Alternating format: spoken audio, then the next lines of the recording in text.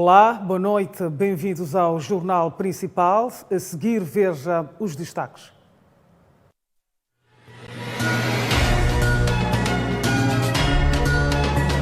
Empresário de 38 anos de idade baleado mortalmente no seu estabelecimento comercial na cidade de Maputo.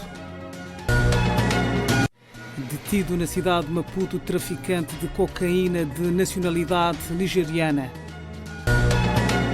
Ministra da Justiça Helena Kida diz que a criação da entidade de gestão e outra de recuperação de ativos não vai produzir o impacto orçamental.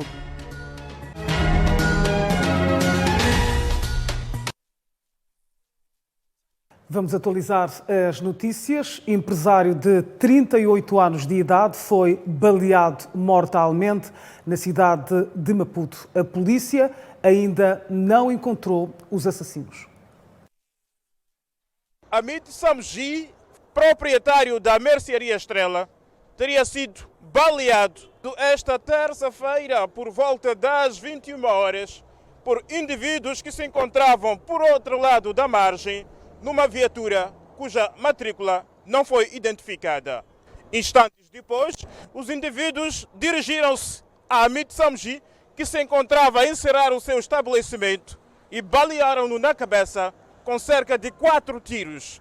E este sangue reflete a barbaridade dos indivíduos que de seguida colocaram-se em fuga. De facto recebemos esta informação da ocorrência de um baleamento num estabelecimento comercial ao longo da Avenida Alberto Litor. Este baleamento, dos dados que nós podemos avançar, é que foi protagonizado por 2 indivíduos, fazendo-se transportar numa viatura ligeira, tendo o atirador descido da viatura e abordado com tiros ou a tiros a vítima quando encerrava, portanto, ou fechava as portas do armazém deste estabelecimento comercial.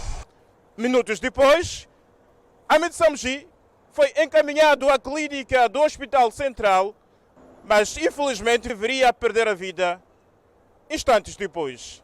Lamentamos o fato de a vítima já ter perdido a vida. O que se contabilizaram como tiros são um número de 3 e estes tiros foram efetivamente fatais.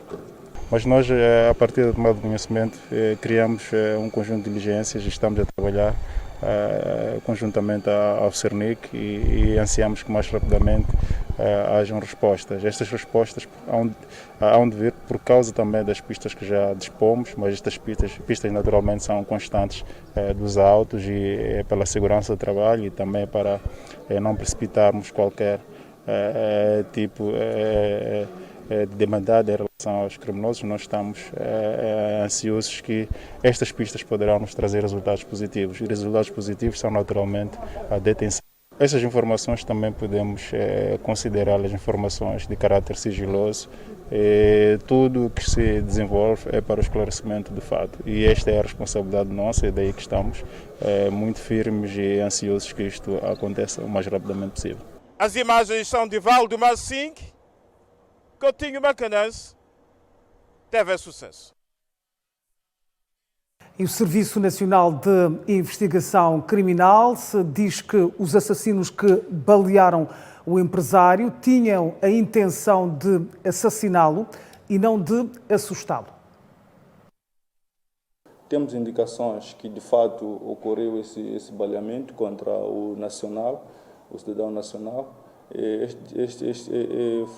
Foram 3 tiros, 3 disparos contra esse cidadão, dentre os quais 3 atingiram locais vitais que fizeram com que este cidadão perdesse a vida ao caminho do Hospital Central de Maputo.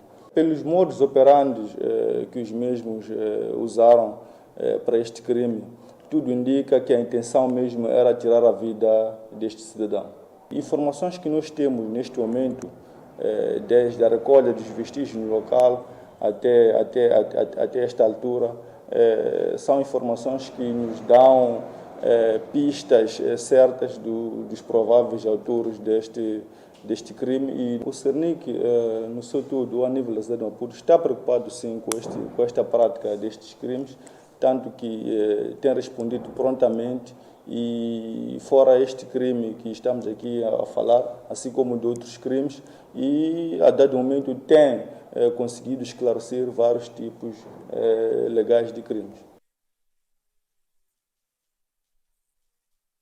A polícia deteve um cidadão de nacionalidade nigeriana acusado de integrar uma rede de tráfico internacional de droga. O nigeriano foi detido na posse de 500 gramas de cocaína. Conhecido nos meandros do crime por James, o nigeriano de 32 anos de idade foi encontrado na posse de mais de 500 gramas de cocaína, 4 cartões de telemóveis de origem estrangeira, 2 telemóveis contendo 4 cartões da rede nacional e vários utensílios de costura. Aliás, foi com base nos utensílios de costura que o acusado camuflou a droga.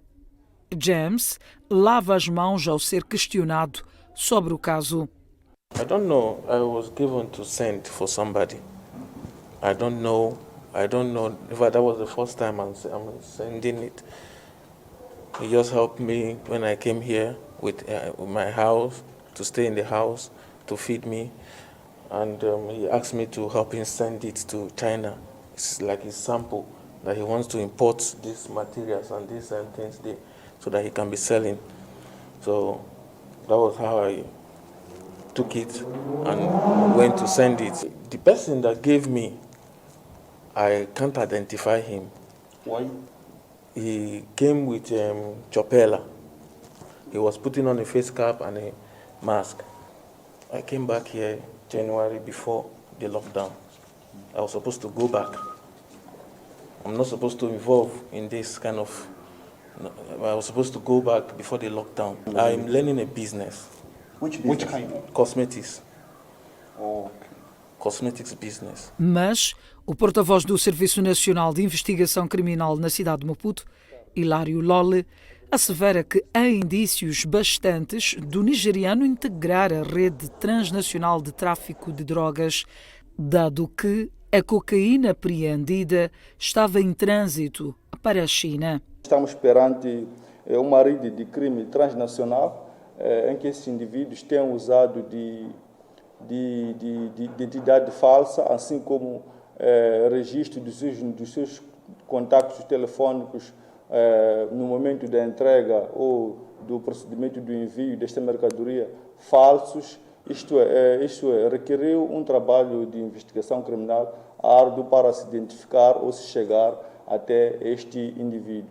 O porta-voz acrescenta que os agentes da lei e ordem estão a trabalhar a todo vapor para neutralizar os comparsas do indiciado.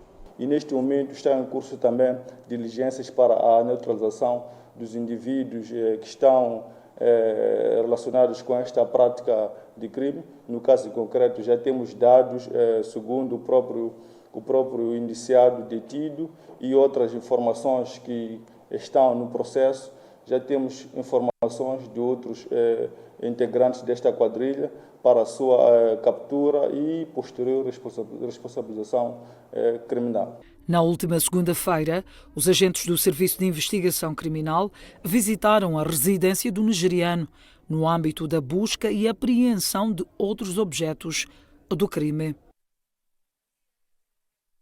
A Igreja Metodista Unida de Moçambique, cargo pastoral da Matola, não realiza cultos por suposta invasão da igreja de duas famílias que na última sexta-feira foram despejadas pelo tribunal de suas casas que se encontravam no recinto da confissão religiosa.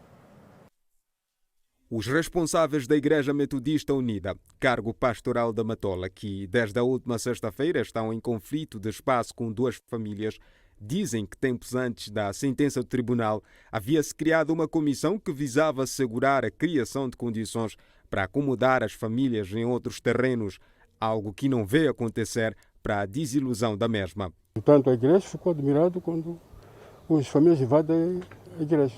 Por isso. Então, a igreja está a considerar que estas famílias invadiram a igreja? Invadiram. Não é considerar, isso invadiram. Nós sabíamos, através do despacho, que nós não podemos pagar a ele. Mas a igreja aceitou quando veio aqui o vereador. Ele constituiu uma comissão que havia de estar entre nós e as famílias. Opa, se indicar os sítios, nós vamos fazer alguma coisa. Não porque o despacho diz isso. Como igreja, nós devemos fazer qualquer coisa das duas famílias. Isso pode provar com o vereador, na pessoa do vereador do município. Por sua vez, o reverendo desta entidade religiosa diz que, para além da promessa de terrenos por parte do vereador do Conselho Municipal da Matola, um dos membros da congregação ofereceu 2 terrenos, mas as duas famílias recusaram, alegadamente por ser longe da cidade. Ficamos à espera da própria comissão dizer se o vereador deu espaço ou não para nós podermos executar. No entanto, que os membros estavam preparados para correr antes da sentença. E isso não aconteceu. Eu não sei o que aconteceu entre a comissão e o presidente. Há terrenos ou não, porque o que paralisou tudo aqui são terrenos. Um dos membros ofereceu seus 2 terrenos para oferecer às famílias na Matola Gar. O que aconteceu? Disseram que era longe. E hoje é cidade. Então, são coisas que dificilmente podemos aqui... Face a este impasse, a igreja mostra-se cética quanto aos passos subsequentes. Olha, nós não podemos estar preparados da igreja, talvez por atitude deles. Ouça bem, depois da sentença, a igreja ficou em fazer alguma coisa para elas. Nós estamos à espera de mostrar qualquer coisa. E agora? A igreja ainda está preparada para ajudar essas famílias? Já não sabemos.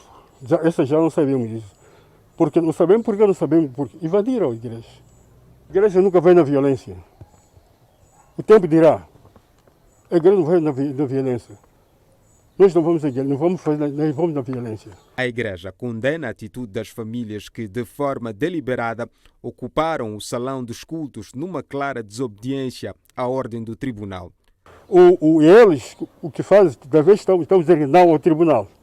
Não sabemos o que vão fazer. Nós queremos a nossa igreja livre para rezarmos. Agora, o que vamos fazer o quê? Invadir. Porque este processo, penso que o processo de invasão não tem a ver com o despejo. Esta é uma sentença que já... Exatamente. Agora, invadir o nosso espaço. Por quê? Então pretendem processar essas famílias? Não. Obrigado. Tem de direito a dizer alguma coisa. A igreja está aqui para processar, para ir até o tribunal e não vamos para trás. O problema já é o tempo, porque nós estamos a falar de pessoas que já estão na capela. O dizer está preparado, o tempo já vai ser muito escasso para correr em construção enquanto estirar as pessoas da capela. Recorde-se que o despejo e destruição das casas ocorreu na tarde da última sexta-feira. Entretanto, a comissão de mediação entre a Igreja e as famílias, representada por alguns vizinhos, dizem que há tentativa de fuga de responsabilidade por parte da Igreja Metodista Unida de Moçambique. A comissão de mediação foi criada para esclarecer um elo de ligação entre a Igreja Metodista, as famílias e o vereador do Conselho Municipal da Matola. Depois da reação dos responsáveis da entidade religiosa, eis que um dos membros da comissão considera que há tentativa de fuga de responsabilidade por parte da Igreja. É que aqui há uma situação de alguém tentar fugir da responsabilidade. Quando nós reunimos com o vereador do Conselho Municipal aqui, então se fundou essa comissão onde também a Igreja está dentro. Mas eles é que estão a tirar as pessoas aqui. Tem que ir para o Conselho Municipal. O vereador vai disponibilizar 2 talões num lugar onde tem todas as condições que aqui tem, que é de água e luz. Não é Matola Gar? Não se falou de nenhum, mas diz que é aqui na Matola. Não obstante estas constatações, a palavra de ordem é única: responsabilização da entidade religiosa face às famílias. Nós também queremos a solução. Qual deve ser a solução? Fazer alguma coisa para as famílias terem um lugar de abrigar e a igreja construir as suas habitações lá onde vai ser indicado para o Conselho Municipal. Exatamente. É isso. Porque, veja, desde aquele dia, as famílias estão aqui. Sair dessa família, vão para onde? Não pode. Nós queremos uma garantia de que a igreja assumir uma responsabilidade, dizer que essa família tem que ter condições estáveis enquanto eles estão a preparar, portanto, condições de habitação. Por sua vez, uma das vizinhas, que por sinal é membro da comissão, sugere. Já que a igreja diz que está à espera da comissão, pedimos a mediação também da televisão para a comissão, junto com a igreja, para ir ao Conselho Municipal na variação do planeamento territorial, para nos mostrarem os espaços, de modo a igreja construir. Esse é o próximo passo. Esse é o próximo passo. Porque enquanto não se criar essas condições, nós, como vizinhos, não temos como albergarmos essas pessoas, essas famílias. Refira-se que as famílias continuam albergadas no Salão de Culto da Igreja Metodista Unida de Moçambique, cargo pastoral da Matola. Produtores do Baixo Limpopo revoltam-se com criadores de gado. Em causa está a vandalização de hortícolas na Machamba.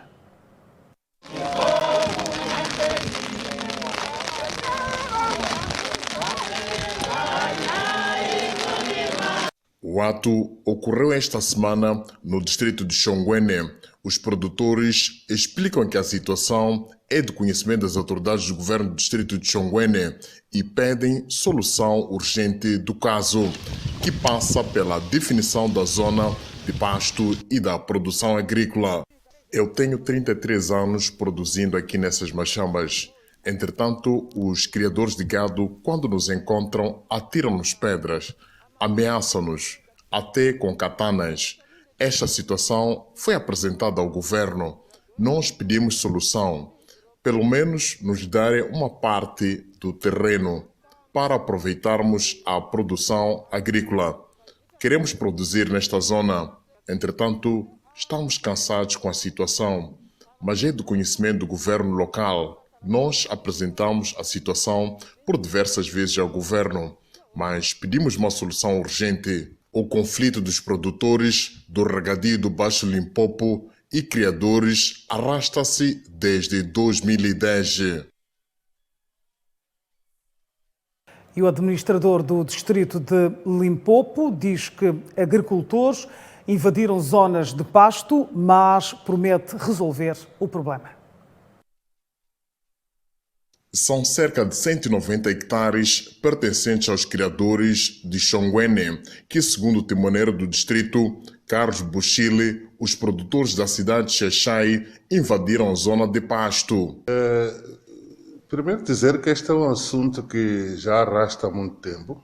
Quando o governo começou a fazer as primeiras negociações para a instalação de algumas empresas para a produção de arroz na zona baixa através do RBL. Naquela altura o governo fez consultas comunitárias com toda a comunidade, desde produtores, criadores, e uma das conclusões que chegou é que devia-se garantir a terra tanto para a produção como para a pecuária.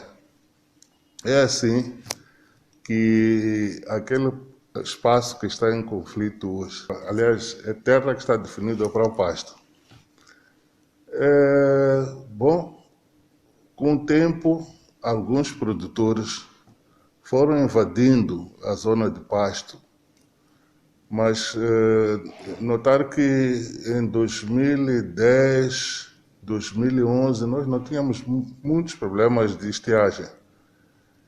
Então, os nossos criadores não se ressentiam muito desta pequena invasão.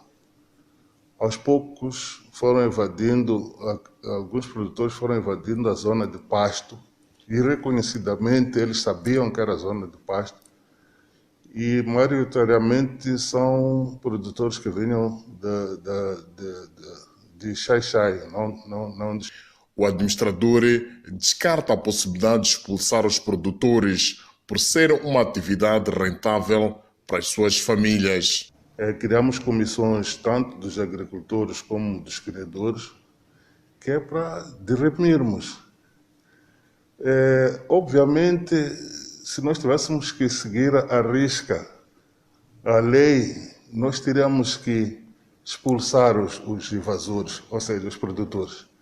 e percebendo que muitas daquelas nossas mamás que estão a fazer machamba ali precisam desta atividade para alimentar as suas famílias, pagar a escola. Nós trouxemos como uma opção. Elas abandonaram o espaço que era pagado.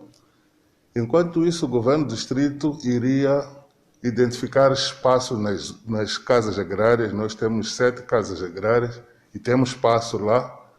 Iríamos identificar espaços férteis, com todas as condições possíveis, e distribuímos aqueles produtores por essas casas agrárias.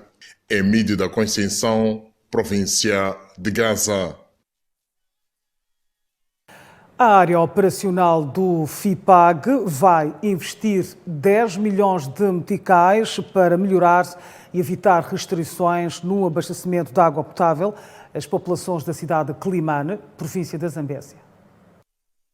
Recentemente, a TV Sucesso reportou o caso de restrições no fornecimento de água potável no bairro Coalana, em Climane, e emissão de faturas por parte da FIPAG, mesmo sem o consumo de água, o que revoltou os residentes do bairro.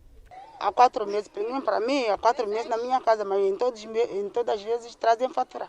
Nós já fomos para lá reclamar, então eles dizem que há de sair. Agora,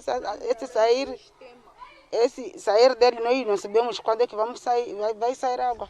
Sim, porque não é possível eu pagar uma taxa que eu não estou a usar. Não estou a consumir.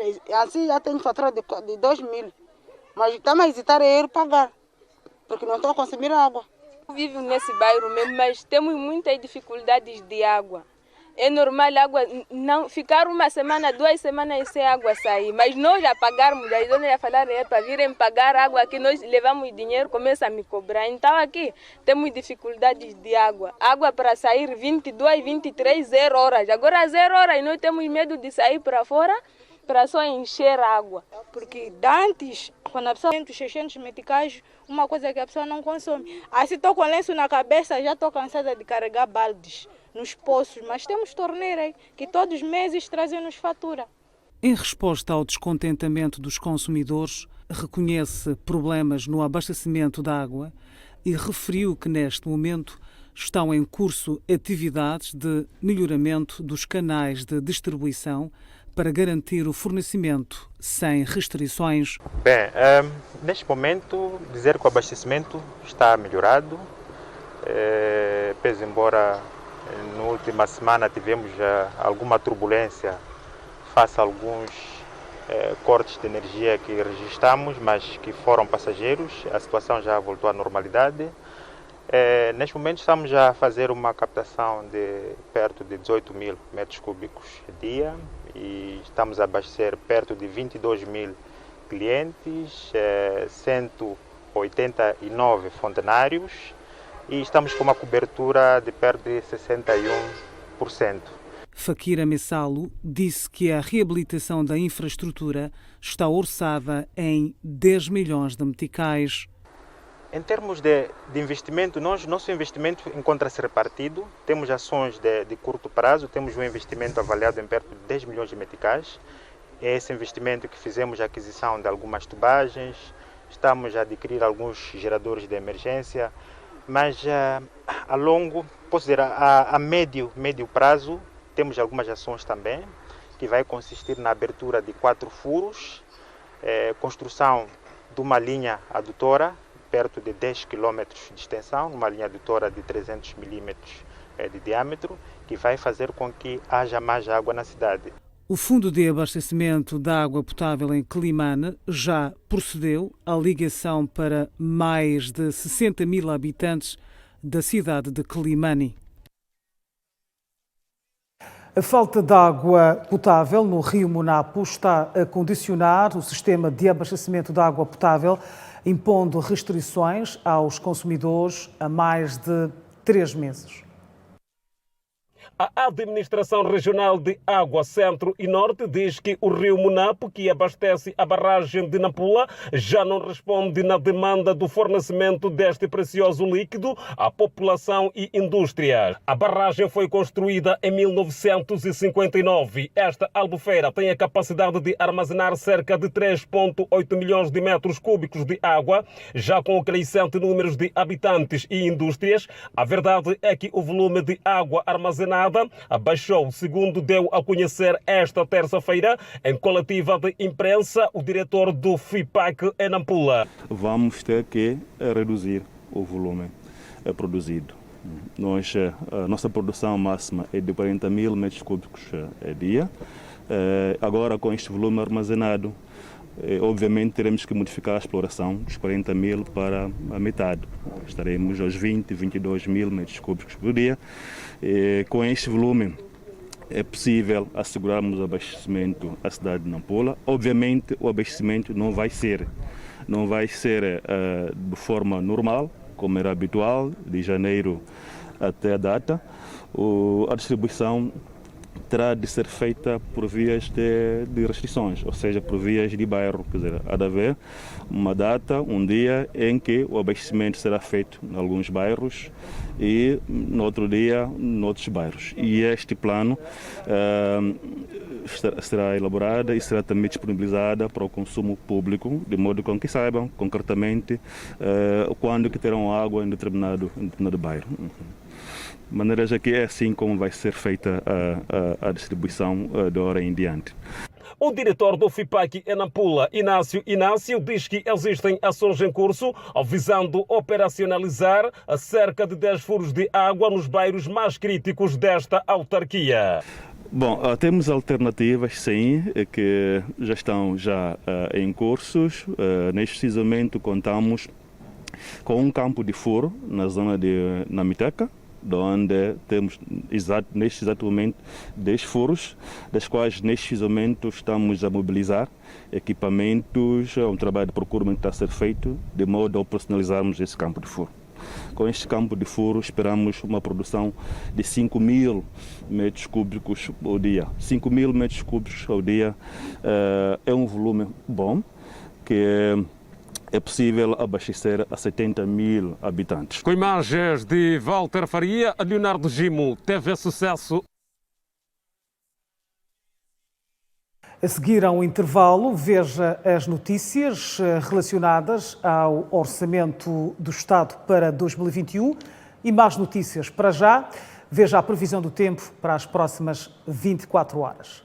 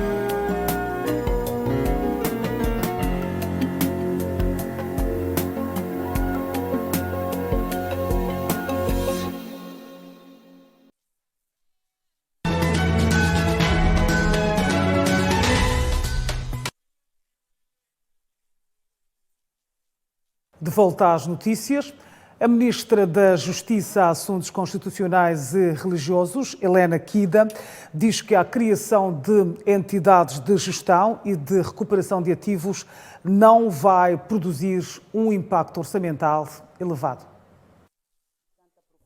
A Ministra da Justiça, Assuntos Constitucionais e Religiosos, Helena Kida, diz que a criação da entidade de gestão e outra de recuperação de ativos não vai produzir um impacto orçamental elevado, na medida em que não haverá contratação de novos especialistas É que quando se fala de criação de gabinetes, toda a gente está a ver ter que construir, fazer edifícios para, naturalmente, transformarem-se em gabinetes. O que estamos a dizer é que há uma parte que trata da recuperação de ativos e a outra que faz a gestão desses ativos.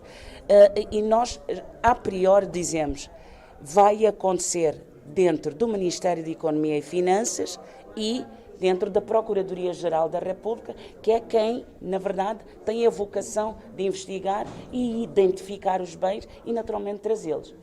Helena Kida acredita que a lei de perda alargada de bens e recuperação de ativos, por ser aprovada pela Assembleia da República, vai responder às lacunas legais que impossibilitam a recuperação de ativos. O facto de estarmos a propor à Assembleia da República a aprovação da lei de perda alargada de bens e recuperação de ativos vem, de certa forma, responder a uma lacuna que existe e que, entretanto, nós temos conhecimento de várias situações criminais e que envolvem bens e que, entretanto, no final não temos como ir recuperar esses bens. São bens que de certa forma, são roubados ao país. Sobre uma possível recuperação do dinheiro perdido com as dívidas ocultas, Kida foi cautelosa e explicou. E quando eu digo situações futuras, até pode ser que hajam crimes que já foram cometidos, mas que eventualmente ainda não foram sancionados. Então, nesse caso, todo aquele crime que for sancionado depois da vigência da lei, é natural que estará incluso. Isto eu estou a pedir que é para não confundirmos e pensar que nós queremos correr atrás de situações que aconteceram há 10, 15 anos. Sequer tínhamos registro, nem tínhamos uma lei que cobrisse.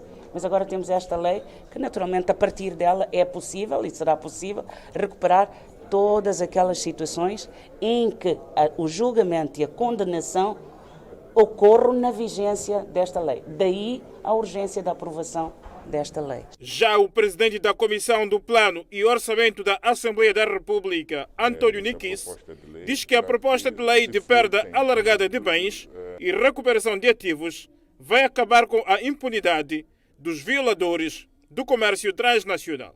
Nós sabemos que Moçambique tem sido alvo de crime transnacional e aí os diferentes intervenientes criminais socorrem-se da ausência de um dispositivo normativo, como é o caso desta lei, desta proposta de lei, para que se furtem, sobretudo, que o Estado não possa ter acesso aos bens que resultem dessa atividade ilícita e criminal.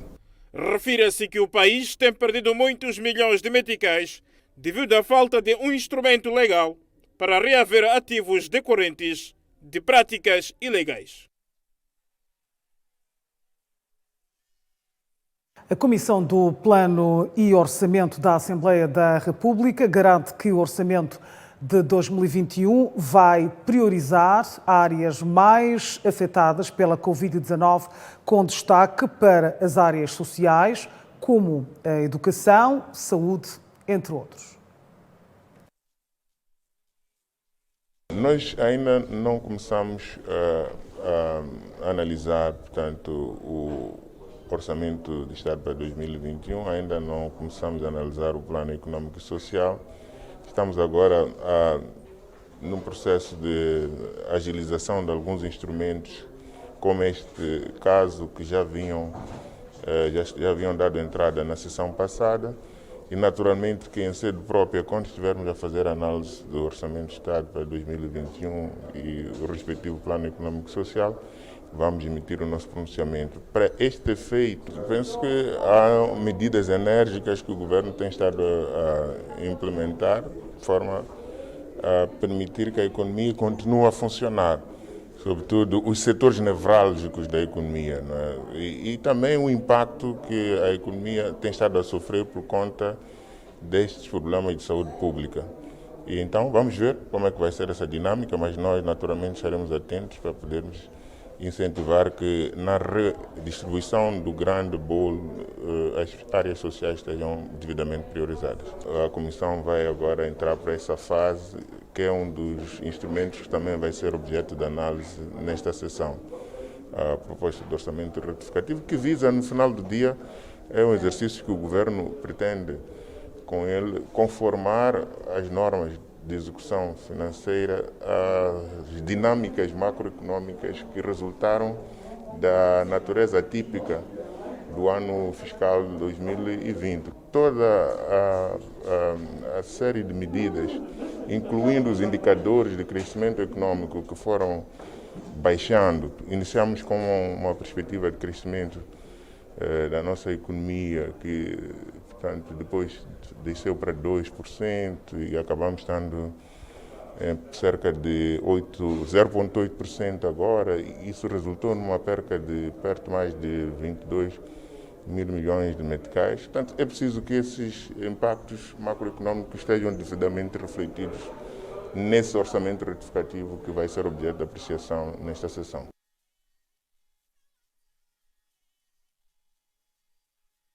A antiga chefe da bancada parlamentar da Renamo, que desertou da Perdiz, regressa ao partido após 6 anos como membro do MDM. Maria Moreno levou consigo mais 10 membros do MDM que doravante passam a militar na Renamo. Agora eu quero estar na Renamo, não vou falar do que se passou. Quero falar de hoje, daqui para a frente. Trata-se de Maria Moreno. Agora decidiu voltar a casa, sendo que a porta de entrada foi a delegação provincial do Partido Renamo em Nampula. E venho com um grupo de cidadãos e pensamos que a democracia chamava por nós. Tivemos esta ideia de que talvez a democracia precise de nós. E se for o caso, nós queremos prestar um serviço à democracia. Nesse sentido, eu pessoalmente pedi para voltar ao Partido Renamo. Então, estou de volta. Peço que me recebam. Venho para trabalhar, como é a minha forma de ser. Venho com muita sinceridade, muita honestidade, muita serenidade. Aquilo que eu penso e eu gosto de fazer é mesmo fazer a política e servir a democracia. Sentimos que no Partido Renamo podíamos servir a democracia. Não estou sozinha, há muitos jovens que também tiveram essa ideia, hoje não estão aqui, mas em breve se vão apresentar também no Partido Renamo para fazer este trabalho. Quando a pátria chama por nós, nós não podemos negar. E foi o caso, e é o caso. A pátria chama por nós, a democracia chama por nós, e nós estamos aqui dispostos, disponíveis para o trabalho. Aos irmãos da Renamo que me conhecem, eu estou de volta, sou aquela vossa mãe que veio para trabalhar. Em conversa telefónica, uma fonte segura do partido MDM aqui na cidade de Nampula disse que Maria Moreno saiu do partido por ganância de poder, insensibilidade e insubordinação. Já para a delegada provincial do Partido Renamo em Nampula, este ato tem um significado simbólico e carrega consigo uma mensagem e prova evidente que o Partido Renamo é sério e sabe o que quer e está estável nesta província de Nampula, disse a delegada provincial do partido, Abiba Abba. Eles são filhos da casa, todo bom filho vai e sempre volta à sua casa. Desejar as boas-vindas aos colegas que aqui estão presentes, a partir dos jovens e até aos 3 colegas que manifestaram este interesse. Assim como viram, senhores jornalistas, eles têm a sua carta de renúncia do outro partido, quer dizer que eles vêm de todo o corpo e alma para o Partido Renamo, e o Partido Renamo, que é a pessoa que é que trouxe a democracia em Moçambique, não poderíamos fazer outra coisa senão recebê-los. O Partido Renamo é grande e cabem todos. O analista político Mohamed Yassine entende que a Assembleia da República deve exigir explicação ao Governo sobre o pedido de apoio à União Europeia para fazer face à instabilidade em Cabo Delgado sem obedecer à lei. Do programa Visão Política desta terça-feira, o analista político Mohamed Yassine diz que o governo violou a Constituição da República ao solicitar ajuda à União Europeia sem autorização da Casa do Povo. Para pedir-se um apoio no modelo em que foi pedido por Moçambique, tem que passar pelo Conselho de Estado, tem que passar pelo Conselho de Defesa e tem que passar pelo Parlamento. Isto não aconteceu. E não acontecer, então há aqui uma arrogância de poder. Por mais que o objetivo fundamental seja fazer o bem, mas as leis estão ali para serem cumpridas. O apoio da União Europeia fracassar, a quem que Moçambique irá recorrer? Porque nesta altura, até agora, deixou de parte a SADC e recorreu à União Europeia. E não só. Depois da SADC tem a própria União Africana, antes da União Europeia. Então, há aqui saltares de procedimentos africanos que Moçambique, na necessidade de se proteger, não os está a cumprir. E não os cumpre por quê? Se os mecanismos estão ali. Eu penso que há aqui muita discussão que tem que ser feita cautelosa. Provavelmente, quando o Parlamento iniciar as ações, vai poder chamar o governo para pedir responsabilidade pelos posicionamentos que toma em nome de todos os moçambicanos, sem que o Parlamento seja consultado. Entretanto, o advogado Amadeu Oqueiro entende que a pressão que tem sido exercida pela sociedade pode ter contribuído para que o governo violasse a lei. Quanto ao apoio da União Europeia a Moçambique no combate ao terrorismo, é preciso notar que o estado em que estamos agora, o nível que estamos agora de destruição no Cabo Delgado devido aos ataques terroristas é tão grave. Ninguém fica fora desse contexto, ninguém fica despreocupado com isso. E também a União Europeia está preocupada com isso. Como sabemos, o Cabo Delgado é das províncias com o maior investimento estrangeiro. É um país que grandes riquezas.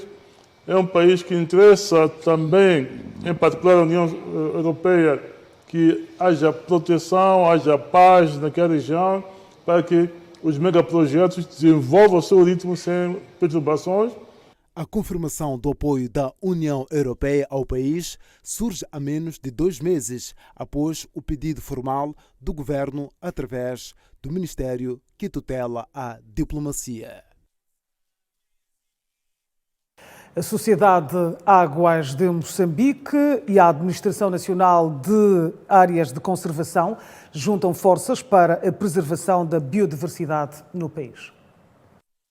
Com o objetivo de promover a importância da preservação da vida selvagem e a valorização do património natural nacional, a Sociedade de Águas de Moçambique e a Administração Nacional de Áreas de Conservação rubricaram esta quarta-feira um memorando de entendimento. A Sociedade de Águas de Moçambique, proprietária das marcas Água da Namacha e Fonte Fresca, está empenhada em ajudar dentro daquilo que é possível, dentro daquilo que são as nossas possibilidades, ajudar este esforço enorme, principalmente no que diz respeito à divulgação daquilo que é uma das maiores heranças que a África dá à humanidade, que tem a ver com a fauna bravia, tem a ver com uma biodiversidade excepcional, que pode também constituir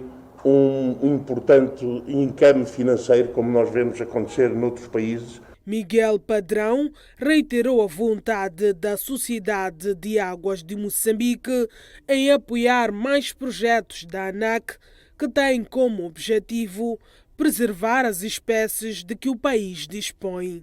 E, portanto, penso que nessa dupla vertente, principalmente na área da conservação, e associando e passando a mensagem que pode ser também importante em termos turísticos para o país, pode ser uma fonte empregadora, etc. Portanto, nós queremos referir aqui o nosso enorme empenho em, dentro das nossas possibilidades, apoiarmos a ANAC, apoiarmos tudo que são projetos que visam a preservação das espécies, que visam a preservação desta herança cultural enorme que a África dá ao mundo. Já o diretor-geral da Administração Nacional de Áreas de Conservação referiu que a parceria vai ajudar principalmente na preservação de espécies ameaçadas de extinção e no combate à caça furtiva. Então é importante esta parceria. Um dos objetivos que temos é justamente começar a trabalhar naquelas espécies que estão ameaçadas de extinção e que são objeto da atividade ilícita, refiro-me à caça furtiva e ao comércio ilegal, e potenciarmos na divulgação de mensagens sobre a importância destas espécies e também de consciencialização dos nossos concidadãos para a importância de as proteger, mas também o papel que estas espécies têm para a humanidade. Com a parceria hoje firmada, a Sociedade de Águas de Moçambique vai nas suas rotulagens, através de mensagens, promover e divulgar a importância da preservação da biodiversidade. E nós vamos fazer um intervalo, mas veja antes a taxa cambial das principais moedas transacionadas no país. Até já.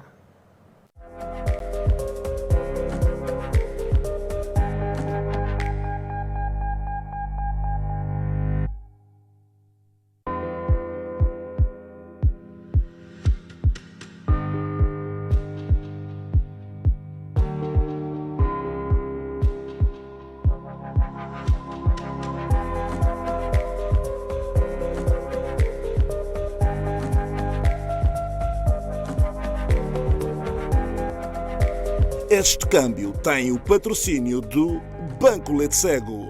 Juntos melhoramos vidas.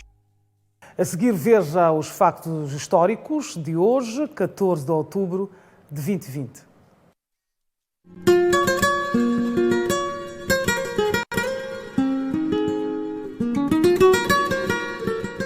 Em 1943, revolta de Sobibor.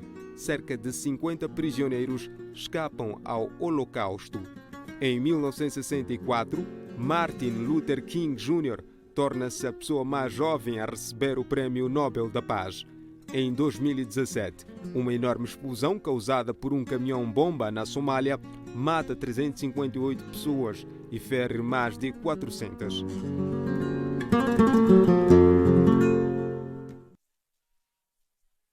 O jornal fica por aqui. Tenha uma boa noite. Previna-se da Covid-19. Até amanhã.